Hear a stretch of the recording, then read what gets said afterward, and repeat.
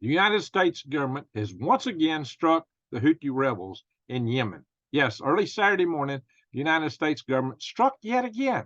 So this is going on.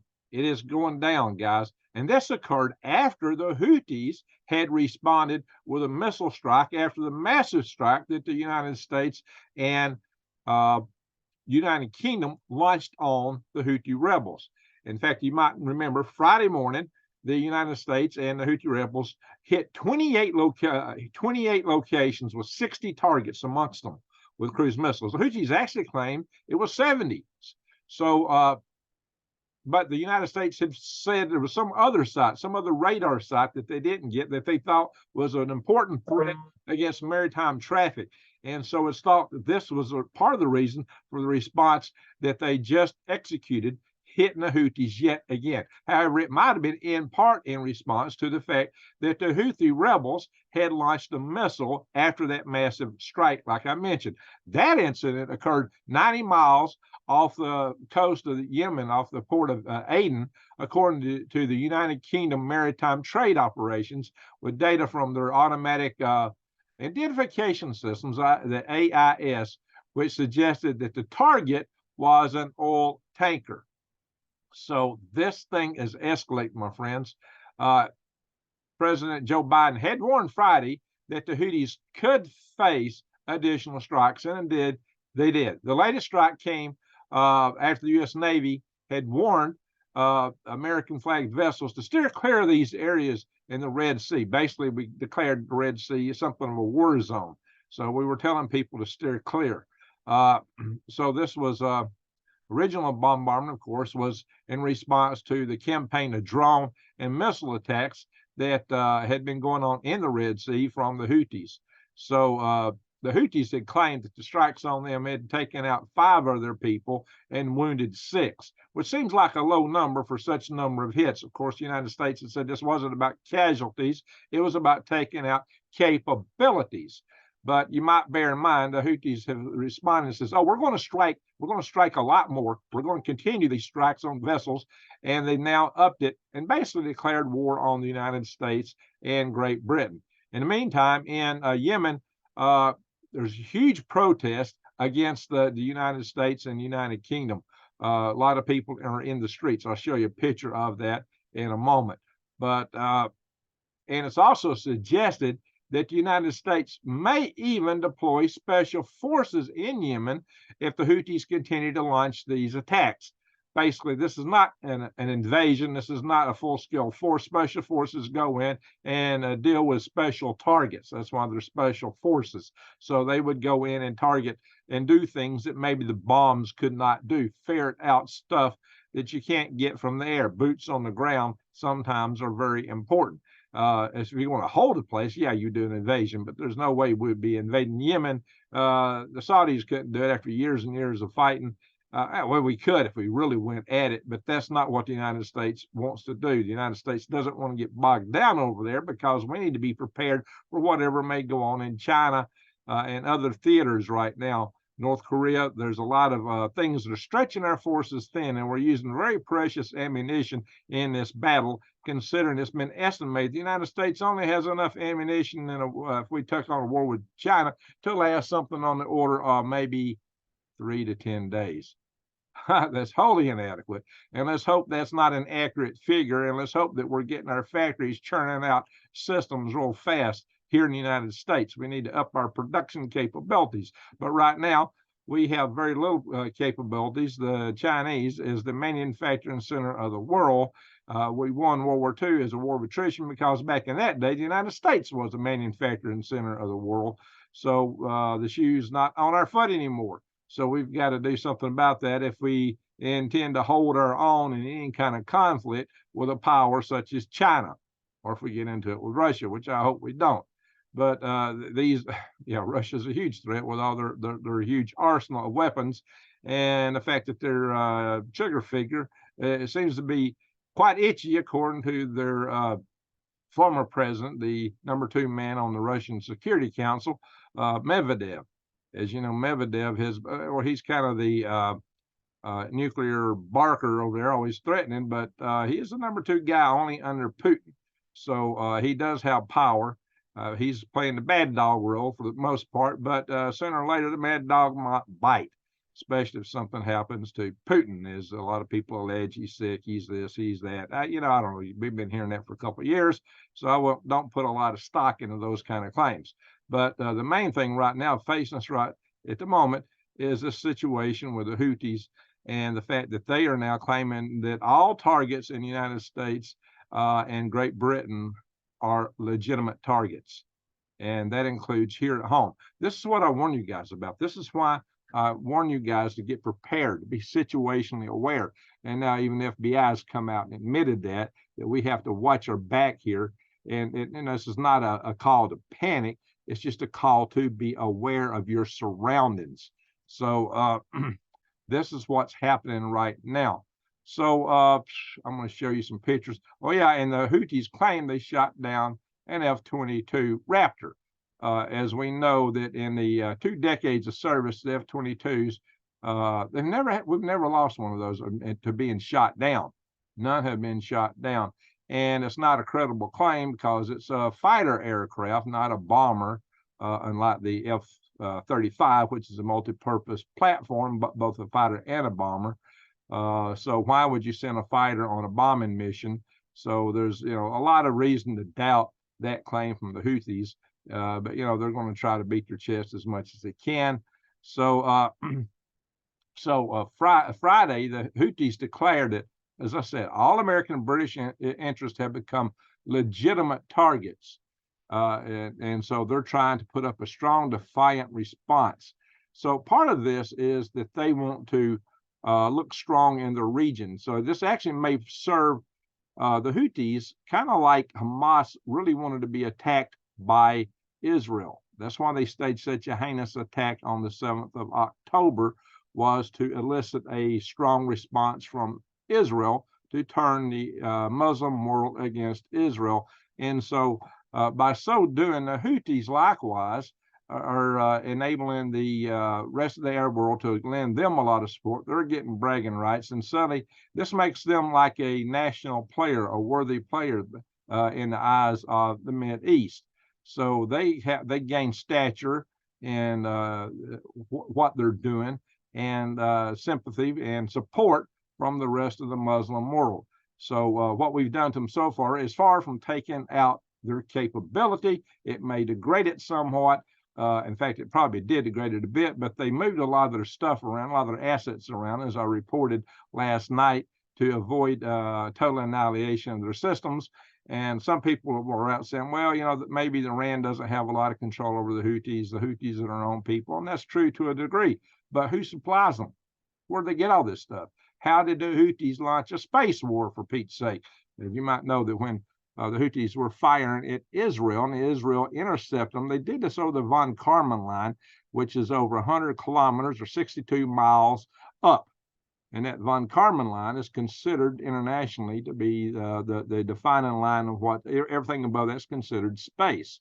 So that intercept took place in space, marking the very first space war ever launched by Houthi rebels, which is incredible to consider that a group like that would launch the first space war.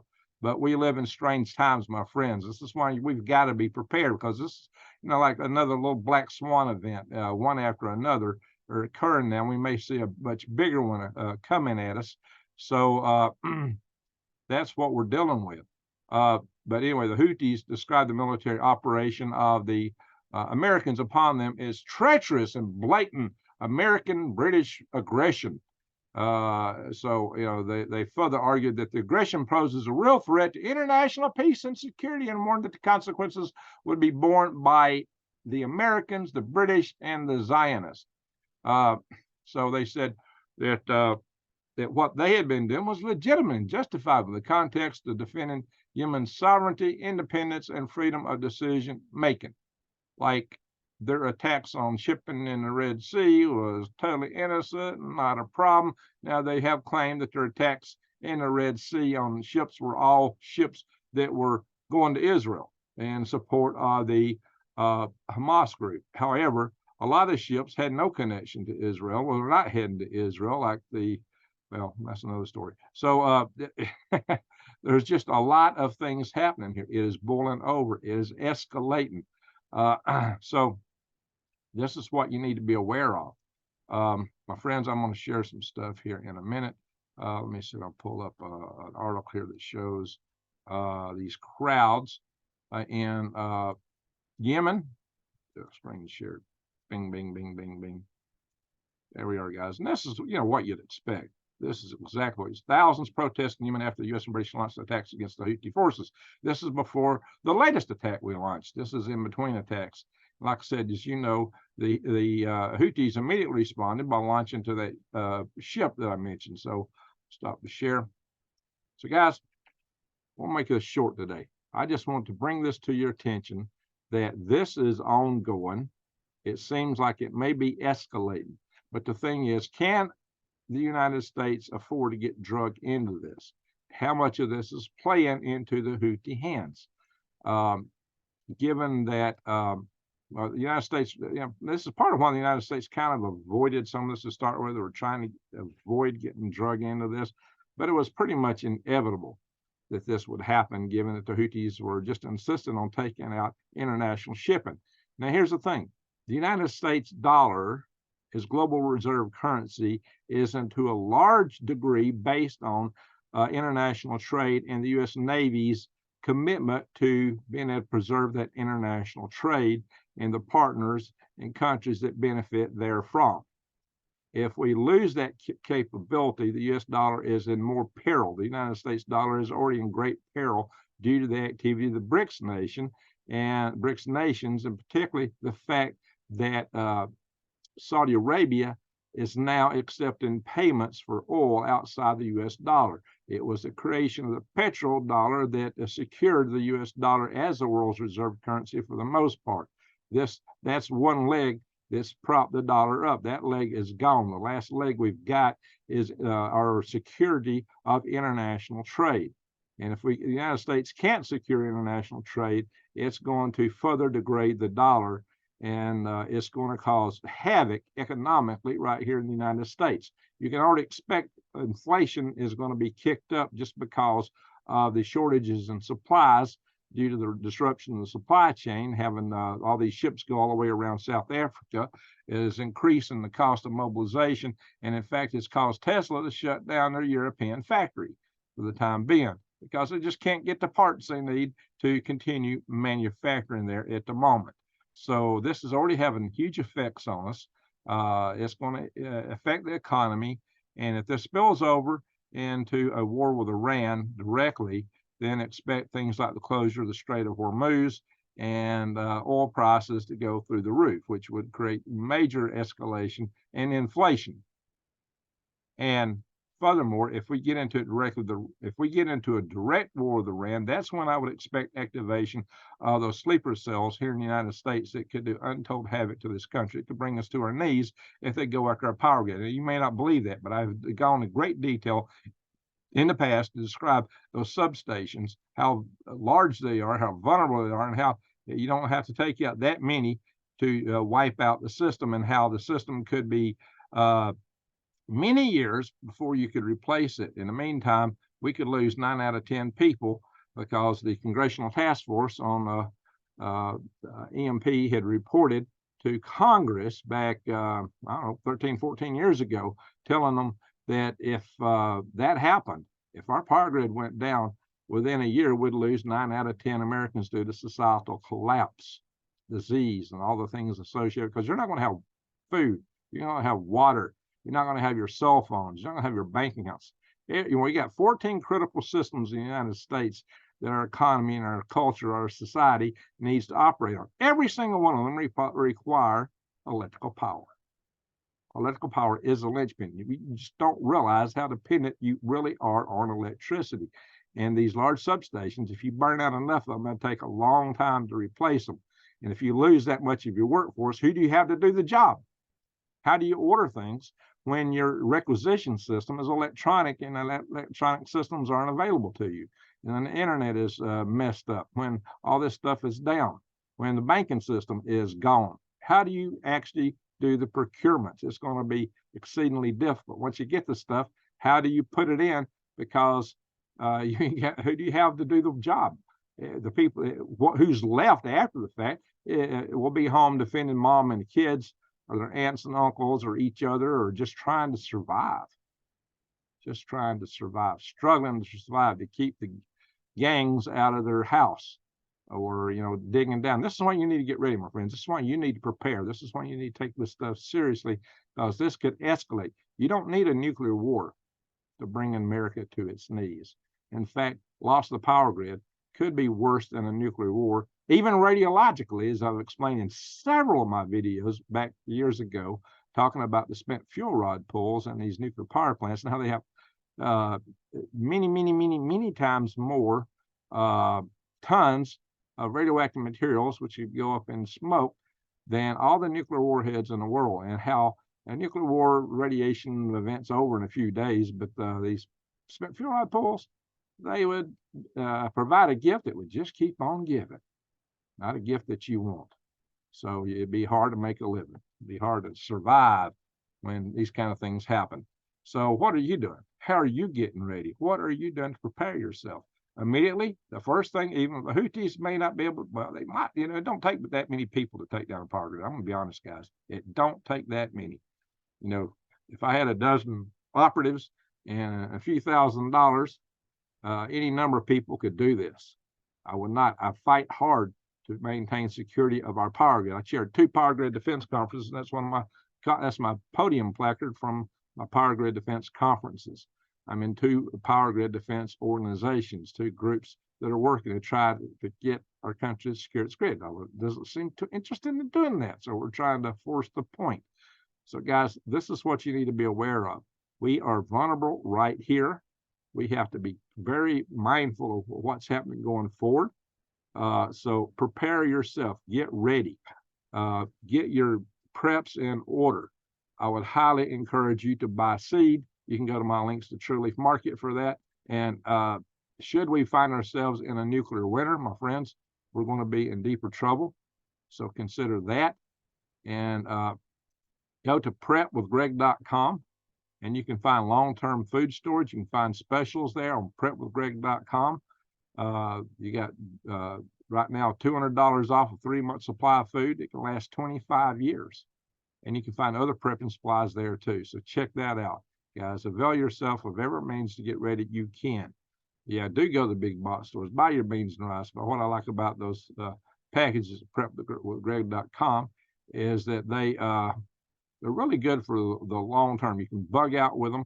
You can bury them in caches because they're hermetically sealed. So check that out. All right, enough said on that stuff. Just really consider situational awareness for now. Get your preps in order. Really consider, if you're going to bug out, have a real solid bug out plan. If you just think you're going to run out and live in the woods, you probably aren't going to make it. That's what a lot of people are going to be doing. And where are you going? You need a bug out location. If you can live in your bug out location, that's even better. If you can make where you're living at your bug out location, bugging in, if it's viable for that, that's better. If you're in a big city where that's not a viable plan, you might need to consider moving. Here's something to think about. Most of the world's rich people that are building these big bunkers seem to have a completion date of somewhere around the end of this year, winter time. They want to have all their stuff done before winter of 2024, next winter, before it kicks in, or the end of the year. Well, I consider winter really starts, right before Christmas. But do we really have that long? The elections with Taiwan are tomorrow. In fact, the polls are open right now. It is tomorrow there. The polls are open. We're going to know in a few hours how that election's going. How's China going to react to it? It's interesting times, my friends, very interesting times. And the Chinese proverbial sense of, may you live in interesting times, which they consider to be the worst curse they can throw at you, because that is, and that's where we're at. So, my friends, stay prepared. Don't be scared. Be prepared. Get ready. Take it serious. Now is the time to get your preps to the best order you can get them. Don't panic. I never tell you to panic. But get as ready as you can. Start working with your friends and family what to do when it goes down. Well, that I'm going to say thank you for watching. Support my channel. I've been losing subscribers, and the platform's not been promoting me. So, and they've been monetizing a bunch of my videos. So share my videos. Please share my videos. Share this video because it's a clarion call that we got to get ready. You may hear, these kind of things from a lot of other prepping channels, and I'm telling you to get ready, guys. And I've got good videos, probably the best there is anywhere on YouTube, telling you about nuclear survival. You need to check those out. I got a lot of videos about EMP event survival and about the nature of why this is such a bad thing. Check out my videos. Scan through my channel. Go to the videos tab. Use the hourglass search button and scan on EMPs, scan on nuclear survival, things like that, topics like that. You'll have to look at wild edible videos. I got those there. I got videos on how to garden, the how-to, the things that you need to know to survive. The water, water sanitation, water purification and sanitation, two different things a lot of people don't realize. I got a great video on that showing many methods to accomplish that. Anyway, folks, thank you for watching. Thank you for watching. And with that, I'm going to say, God bless and Greg out.